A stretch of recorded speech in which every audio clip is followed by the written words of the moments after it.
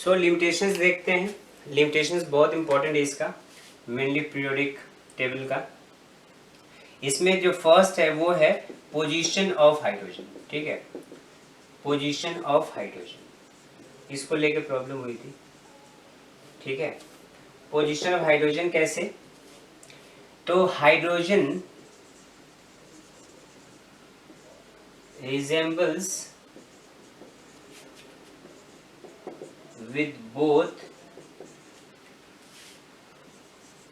alkali metals bracket में लिख देता हूँ, ये है लिथियम, सोडियम, पोटेशियम, है ना, रुबिडियम, सीजियम। ठीक है, ये सारे के सारे क्या हैं, एल्कली मेटल्स हैं। And halogens. अब ये हेलोजेंस कौन कौन से हैं, तो हेलोजेंस में यहाँ पे फ्लोरीन, क्लोरीन, ब्रोमीन, आयोडीन, ठीक है, एस्टैटिन, ये सारे के सारे हैं ये हेलोजेंस इन इट्स प्रॉपर्टीज। ठीक है, तो पोजीशन हाइड्रोजन को देखा गया है कि ये रिजेंबल करता है एल्कली मेटल्स और हेलोजन के प्रॉपर्टीज के साथ। ठीक है, अगर जैसे प्रॉपर्टीज एल्कली मेटल्स और हेलोजेंस दिखाते हैं वैसे सेम टू सेम कुछ हद तक ज़्यादा हद तक हाइड्रोजन भी दिखाता है। ठीक है, तो यहाँ पे हम कैसे देखें, तो एक एग्जाम्पल देख लें, सोडियम, तो यहाँ पे लिख देता हूँ कंपाउंड ऑफ सोडियम। ठीक है, सोडियम ब्रैकेट में Na लिख दिया, with oxygen,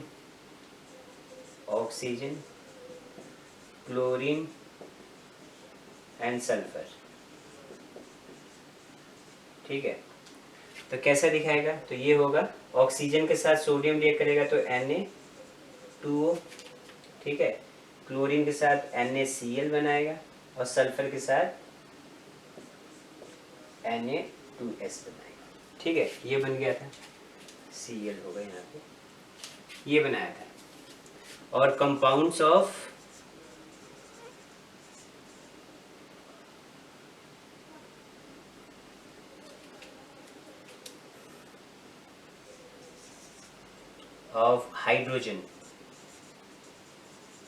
hydrogen with same, with इनके साथ ही, तो ऑक्सीजन के साथ क्या दिखाएगा, ये ऑक्सीजन के साथ ये दिखाएगा H2O बनाएगा। ठीक है, क्लोरीन के साथ ये HCl बनाएगा और सल्फर के साथ ये H2S बनाता है। तो देख सकते हो आप कि ये बहुत ज़्यादा सिमिलरिटी दिखा रहा है एल्कली मेटल के साथ, उसी तरीके से रिएक्ट करता है, उसी वैलेंसी से। ठीक है, उसी रेशियो में रिएक्ट करता है जैसे एल्कली मेटल्स में सोडियम जैसे कर रहा है वैसे ये भी कर रहा है। तो ये रिजेम्बलेंस इसके साथ दिखा रहा है। ठीक है, तो एल्कली मेटल के साथ दिखा दिया, इसको नोट कर लो आप। अब हम हेलोजन का भी देख लेते हैं। हेलोजन बेसिकली एक नॉन मेटल्स हैं, तो वो क्या बनाते हैं, वो हाइड्रोजन के साथ एक्चुअली कोवेलेंट कंपाउंड बनाते हैं। क्या बनाते हैं, कोवेलेंट कंपाउंड बनाते हैं। तो अब यहाँ पे हम देखेंगे पहले रिजेम्बलेंस क्या है, तो पहले होती है hydrogen, halogen exist in diatomic form. Resemblance है, रिजेम्बलेंस देखा जाए, रिजेम्बलेंस विद हेलोजन, तो हेलोजन में हम देखेंगे कि it exist in diatomic form.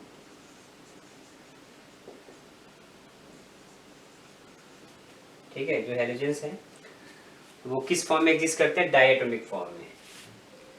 Hydrogen भी किस फॉर्म में, हाइड्रोजन ऑल्सो, यहाँ पे हेलोजन लिख लो आप, ज्यादा अच्छा रहेगा,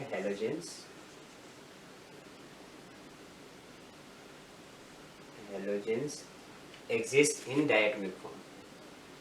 हाइड्रोजन यहाँ पे लिख देता हूँ, hydrogen also exist in diatomic form, ये भी डायटोमिक होता है। ठीक है, जैसे आप देखोगे कि जो हाइड्रोजन होता है वो किस फॉर्म में एग्जिस्ट करता है, H2 के फॉर्म में। ये डायटोमिक फॉर्म मतलब H2 के फॉर्म में एग्जिस्ट करता है।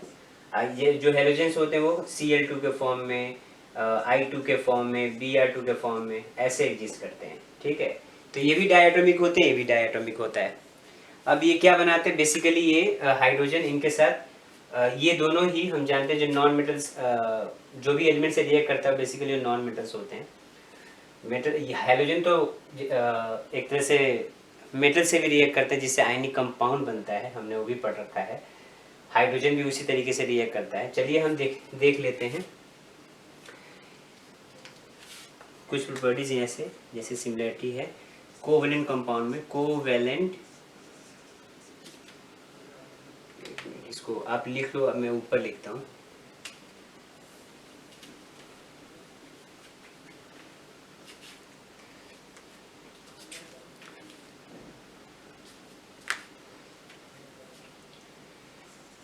Covalent compounds of chlorine. ठीक है, मैं यहाँ पे क्लोरीन का दिखा देता हूँ। ये क्या बनेगा, क्लोरीन विद लिख देता हूँ, विद कार्बन, कार्बन हो गया,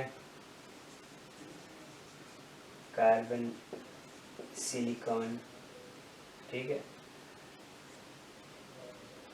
जर्मेनियम, ठीक है। तो यहाँ पे क्या होगा, इसका बनेगा CCl4, ठीक है, कार्बन के साथ सिलिकॉन SiCl4 और GeCl4, देख रहे हो। तो ये टेट्रावैलेंट कंपाउंड बना, कार्बन टेट्राक्लोराइड है, ये सिलिकॉन टेट्राक्लोराइड, जर्मेनियम टेट्राक्लोराइड बना रहा है। वैसे ही हम इसका भी देख लेते हैं, covalent compound of hydrogen with carbon silicon germanium. तो ये क्या बनाएगा, ये भी बनाएगा आपका नॉर्मली CH4, ठीक है, SiH4 और GeH4। तो आप देख सकते हैं ये सिमिलरिटी, ये आपके किसके साथ किसके साथ रिजेंबल कर रहा है, हेलोजन के साथ भी और एल्कली मेटल के साथ। इसलिए इसके पोजीशन को लेके कॉन्ट्राडिक्शन था कि इसको रखा कहाँ जाए, हेलोजन वाले ग्रुप में रखा जाए कि एल्कली मेटल वाले ग्रुप में रखा जाए। इन्होंने कहाँ पे रख दिया था, एल्कली मेटल वाले ग्रुप में। ठीक है, इसीलिए साइंटिस्ट क्या बोलते थे, कुछ जो दूसरे जो टांग खींचने वाले जितने थे उनका कहना था कि नहीं, ये तो इसके जैसा रिजेंबल करता है, इसको इसके साथ रखो। तो हम देख रहे हैं कि इसको पोजीशन को लेके थोड़ी बहुत प्रॉब्लम थी। तो सेकंड हमारा लिमिटेशन क्या है, anomalous position of some elements. ठीक है, anomalous position of some elements, इससे क्या पता चलता है कि उन्होंने on the basis of atomic mass सारे एलिमेंट्स को अरेंज किया था, लेकिन कुछ ऐसे भी एलिमेंट्स थे, ठीक है, जिसका मास ज़्यादा होते हुए वो उनको पहले रख दिया गया था, जिसका कम था उसको बाद में रखा गया था। ठीक है, तो ये एनोमलस, इसको हम बोल सकते हैं एनोमलस पोजीशन था एलिमेंट का, तो इसको लेकर भी प्रॉब्लम हुआ था। तो चलिए इसके बारे में हम लिखते हैं, Mendeleev arranged all elements in order of increasing atomic mass। ठीक है, masses, but there were some elements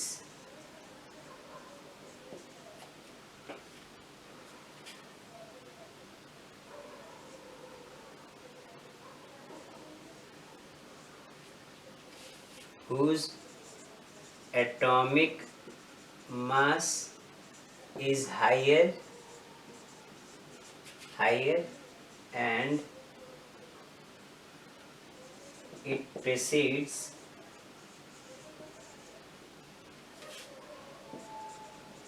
the element of lower atomic mass। ठीक है, तो ये है लिमिटेशन जो बहुत इंपॉर्टेंट है। एग्जाम्पल के तौर पे देखा जाए, एग्जाम्पल में भी पूछा जाता है। एग्जाम्पल क्या होगा, तो यहाँ पे हम लिख सकते हैं, एक है कोबाल्ट और निकल। ठीक है, इसका मास कितना होता है 58.993 है, इसका है 58.71। तो आप देख सकते हो कि इसका मास ज़्यादा था, इसका कम था, फिर भी निकल के पहले इसको रखा, इसको बाद में रखना चाहिए था। तो वही है, उन्होंने अरेंज क्या किया था, all elements order of increasing atomic mass. अगर इंक्रीजिंग एटॉमिक मास है तो यहाँ पे तो गड़बड़ हो गई ना, ये इंक्रीज नहीं हो, यहाँ पे तो फिर डिक्रीज हो रहा है, फिर चेंज हो गया ना। जो रेगुलर पैटर्न था इंक्रीजिंग एटॉमिक मास का वो तो डिस्टर्ब हो गया। वैसे यहाँ पे हम टेलुरियम और आयोडीन में भी दे सकते हैं, इसका है 127.6, ठीक है, इसका है 126.9, ठीक है। तो यहाँ पे भी इसका ज़्यादा, लेकिन इसको पहले रखा, इसको बाद में रखा गया। तो एक तरीके से हम बोल सकते हैं ऐसे बहुत सारे एलिमेंट्स थे जिसका मास ज़्यादा था, ठीक है, उसको पहले रख दिया गया कम वाले के, ये कम है, कम के पहले रख दिया, कम है, कम के पहले रख दिया गया। तो यहाँ पे इसको भी लेके प्रॉब्लम हुई थी। प्रॉब्लम मतलब ये एक लिमिटेशन में काउंट होता है, ठीक है, कि उन्होंने अगर इंक्रीजिंग एटॉमिक मास पे अरेंज किया तो सबको इंक्रीजिंग एटॉमिक मास के बेस पे अरेंज करो। ये क्यों, ऐसा क्यों हुआ? लेकिन मैंने आपको प्रीवियस क्लास मतलब इसके पहले वाले टॉपिक में बता रखा है कि ऐसा इसलिए हुआ था। उन्होंने इसका आंसर दिया था कि मैंने केमिकल और फिजिकल प्रॉपर्टीज के बेस पे ऐसे अरेंज किया है, एटॉमिक मास के बेस पे। उन्होंने ज़्यादा प्रायोरिटी किसको दी थी, केमिकल और फिजिकल प्रॉपर्टीज को, नॉट एटॉमिक मास को, इसीलिए ऐसा किया है, ठीक है। तो ये है दूसरा लिमिटेशन। जो हमारा थर्ड लिमिटेशन वो है पोजीशन ऑफ आइसोटोप्स। अब ये आइसोटोप्स क्या होते हैं भाई? तो आइसोटोप्स वो होते हैं जिसके एक ही एलिमेंट के कई सारे आइसोटोप्स हो सकते हैं, जिसमें उनका एटॉमिक मास डिफरेंट होता है और एटॉमिक नंबर सेम होता है। आपने क्लास 9th में पढ़ रखा है ना। The elements whose atomic number is same but atomic mass is different, ठीक है। ऐसे एलिमेंट जिसके एटॉमिक नंबर क्या होते हैं, सेम होते हैं, एटॉमिक मास डिफरेंट होता है, उसको हम आइसोटोप्स कहते हैं। चलिए लिख लेते हैं, isotopes of an element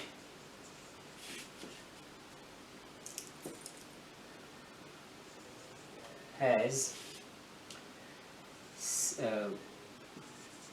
different atomic mass but same atomic number, ठीक है, एटॉमिक नंबर, उसी को हम आइसोटोप्स बोलते हैं। एग्जाम्पल में क्या होगा, एग्जाम्पल में देखा जाए तो यहाँ पे हाइड्रोजन का ले लें, ये है प्रोटियम, ड्यूटेरियम और ये है ट्रिटियम, तीन होते हैं। कार्बन के भी होते हैं, कार्बन 12, कार्बन 13 और कार्बन 14, मतलब मोस्टली एलिमेंट्स के आइसोटोप्स पॉसिबल है, ठीक है। तो जब आइसोटोप्स के बारे में पता चला तो प्रॉब्लम ये आई कि सबके मास तो अलग अलग हैं, सबके मास क्या देख रहे हो, सबके मास डिफरेंट है, तो इनका पोजीशन भी अलग अलग होना चाहिए, क्योंकि हमने सारे एलिमेंट्स को किस बेस पे अरेंज किया है, इंक्रीजिंग एटॉमिक मास। तो ये तो इंक्रीजिंग एटॉमिक मास है, तो तीन आइसोटोप्स अगर कार्बन के हैं तो तीन पोजीशन भी होने चाहिए कार्बन के। हाइड्रोजन के अगर तीन है तो तीन पोजीशन हाइड्रोजन के भी होने चाहिए, है ना। समझ में आ रहा है? मतलब यहाँ पे क्या मांग थी कि different position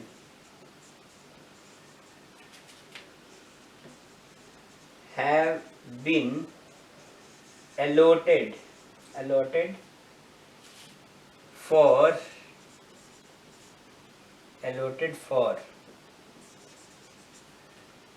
the isotopes of same elements.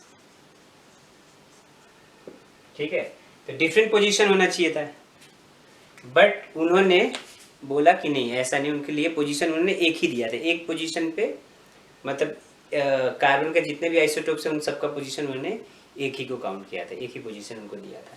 तो हाइड्रोजन का एक पोजीशन, कार्बन का एक पोजीशन, सारे आइसोटोप्स के पोजीशन एक ही होते हैं, अलग अलग मास के हिसाब से अलग अलग पोजीशन नहीं होता है, उन्होंने नहीं दिया था। तो ये उनके लिए एक चैलेंज था, ये भी एक प्रॉब्लम ही हो गया। तो पोजीशन ऑफ आइसोटोप जिसमें मास अलग होते हैं, तो इनको अलग अलग क्यों नहीं रखा गया, क्यों नहीं अलग अलग पोजीशन को अलॉट किया गया। ठीक है, तो this was the problem regarding the position of hydrogen. Next limitation है वो है no placement of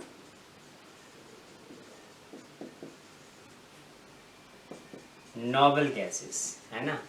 noble gases, noble gases कौन है, हीलियम है, नियॉन है, आर्गन है, एटसेट्रा, कई सारे हैं, क्रिप्टन, जेनन, बहुत सारे हैं, मतलब बहुत सारे, मतलब साथ ही हैं, हीलियम, नियॉन, आर्गन, क्रिप्टन, जेनन, रेडन, ठीक है, ऑर्गेनिसन। तो in his periodic table, in his अपने पीरियोडिक टेबल में इन्होंने पोजीशन नहीं दिया था। ठीक है, पीरियोडिक टेबल, तो ये भी एक लिमिटेशन में आ गया, उन्होंने प्लेस इसके लिए क्यों नहीं बनाया। पहली बात इसलिए नहीं बनाया क्योंकि जो नोबल गैसेस होते हैं वो ट्रेसेस अमाउंट में हमारे नेचर में प्रेजेंट होते हैं, बहुत लिमिटेड क्वांटिटी में। ठीक है, बहुत ट्रेसेस अमाउंट में बोला जाता है। और दूसरी बात कि ये इनकी जो वैलेंसी होती है वो ज़ीरो होती है। ठीक है, क्या होती है, ज़ीरो वैलेंसी होती है, और ये किसी से रिएक्ट नहीं करते हैं। तो ये नॉन रिएक्टिव एलिमेंट है और किसी से रिएक्ट नहीं करते, इनकी वैलेंसी ज़ीरो होती है, इसीलिए ये बिना डिस्टर्ब किए ये पीरियोडिक टेबल में, जो मॉडर्न पीरियोडिक टेबल था उसके अंदर इसको प्लेस कर दिया गया without disturbing the periodic table. ये आराम से एक पोजीशन पे फिक्स्ड हो गया। जैसे हम जानते हैं मॉडर्न पीरियोडिक टेबल में इसका पोजीशन दिया गया है लास्ट में 18th ग्रुप में। मॉडर्न पीरियोडिक टेबल में ग्रुप्स बढ़ जाएंगे क्योंकि मेंडलीफ ने क्या किया था आपको पता ही है कि एक ही ग्रुप में सब ग्रुप बना दिया था। तो जब सब ग्रुप इंक्रीज होंगे, एक एक सबका एक एक ग्रुप बनेगा, मतलब सब ग्रुप हट जाएंगे जब, तब आपको वो पता चलेगा कि जो ग्रुप्स होगा उसके नंबर इंक्रीज हो जाएंगे। ठीक है, तो इसके लिए भी डिफरेंट ग्रुप रखा गया और उससे कोई पीरियोडिक टेबल में कोई दिक्कत नहीं आई थी। ठीक है, क्योंकि ये नॉन रिएक्टिव हैं, इनकी वैलेंसी ज़ीरो होती है, इसीलिए इसने डिस्टर्बेंस क्रिएट नहीं किया मॉडर्न पीरियोडिक टेबल में भी। ठीक है, तो उन्होंने प्लेस नहीं दिया था, ये भी एक लिमिटेशन में आता है अपने पीरियोडिक टेबल में।